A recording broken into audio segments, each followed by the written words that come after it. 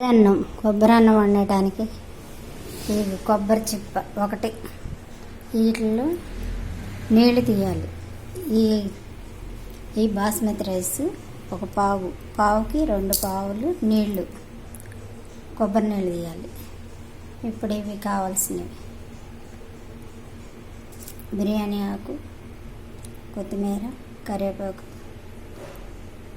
పుదీనా, ఇవి మసాలా సామాన్లు,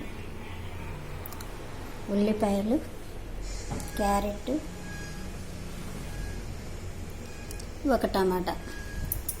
ఇప్పుడు దీనిలో నెయ్యి 3 స్పూన్లు నెయ్యి వేసాను. 3 స్పూన్లు నెయ్యి. ఇప్పుడు అవి వాటర్ తీసిన తర్వాత అప్పుడు చూపిస్తాను. ఇప్పుడు తాలింపులు వేసుకోవాలి. ఇవన్నీ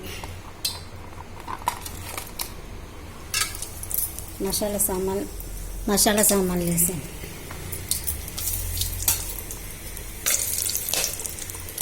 జీడిపప్పు,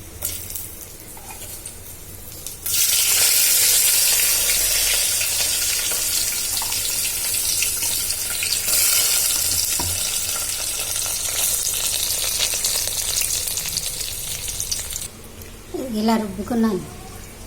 మిక్సీ పట్టేసి కొబ్బరి 2 గ్లాసులు, ఈ గ్లాసుతో నీళ్ళు, దీనిలో అల్లం పేస్ట్ ఎంత సరిపోదు,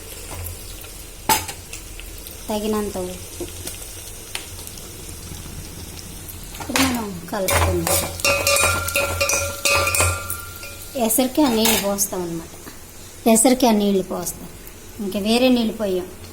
ఇంక ఇవే కొబ్బరి నీళ్ళు, కొబ్బరి అన్నం.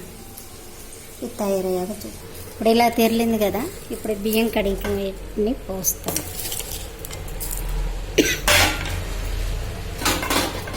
ఒక్కసారి ఇలా తిప్పేసి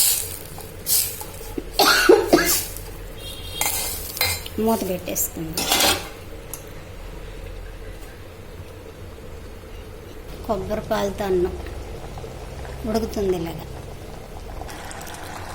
ఉడికే ముందు ఈ మసాలా కొంచెం వేస్తాను, అన్నంలో రుచి కోసం.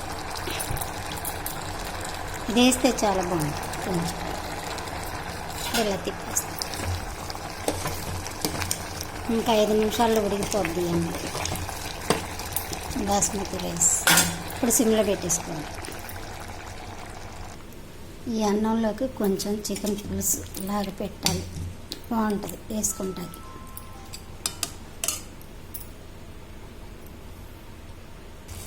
అన్నం ఇక రెడీ అయిపోయింది. నేను నేస్తాను, అందుకని గరిటె వేరే పెట్టేసుకుంటా. కొంచెం నీరు ఉంది, నీరు తీస్తే అయిపోద్ది. సిమ్లో పెట్టేసి ఇంకంతే, ఉడికిపోయింది.